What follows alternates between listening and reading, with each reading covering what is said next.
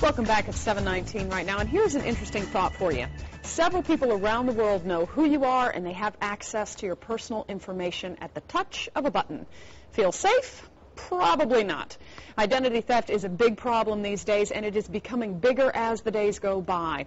So here to give us some tips on how to protect yourself from identity theft is the author of The Silent Crime, Mr. Michael McCoy. Thank you so much for joining us today. Thank you. I appreciate the opportunity. Oh, it is my pleasure. Now, I got to tell you, I'm reading this book about identity theft. Great read, by the way. Thank you. It's incredibly scary how easy it is for someone to steal all of your personal information. Yeah, certainly it is, and unfortunately, it's usually at the fault of the individual, and unknowingly. You know, we are very loose with our information, our non-public information, MPI information, and it's just lack of knowledge. You know, the ignorance of the subject of identity theft. It's still fairly new. Absolutely. I mean, now here's something that you actually have in here that really shocked me. We've got a person who wrote in a question to you, said, "What do I do when I become a victim of identity theft?" And the answer is pray. I mean, that's how difficult it is when something happens to you, right? That's right.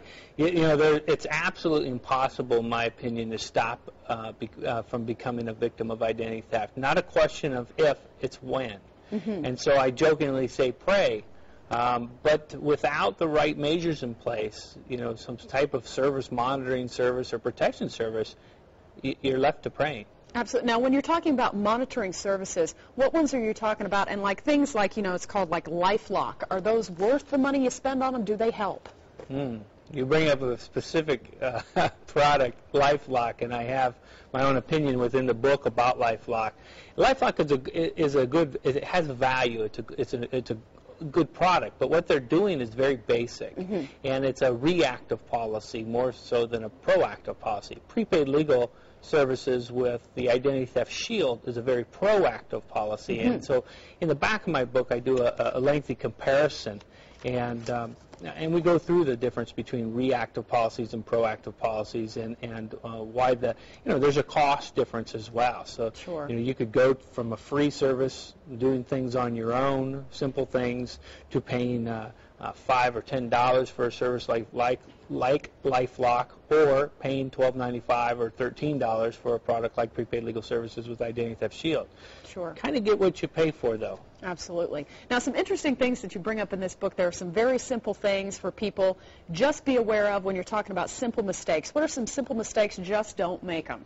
Yeah, right. In my seminars, I asked the question, how many of you still go to your post box and put your mail in there? Right? That's me. Absolutely, yeah. Quite a few of us. And what I say is, what you do is you're bringing that mail out there, usually a bill, right? Because you don't want to run to the post office. You're putting that in. It has your check in it to your credit card company, and you're putting up that thief flag. I call it a thief flag. It's a red flag. It's telling every thief that drives by, there's a bill in here. I'm mailing it out. It has my checking account, my routing number, my name, my address, my credit card number. Sure. And on the back of that credit card bill is a change of address. So I'll remove that from your mailbox. I'll take it home. I'll change your address to my P.O. box somewhere else in the country.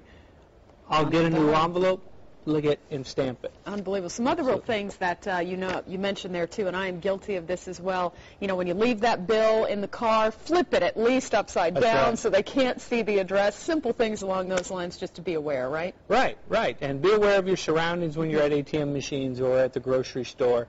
You know, the greatest scam right now is the camera phones, where they're taking pictures of your actual credit card or driver's license.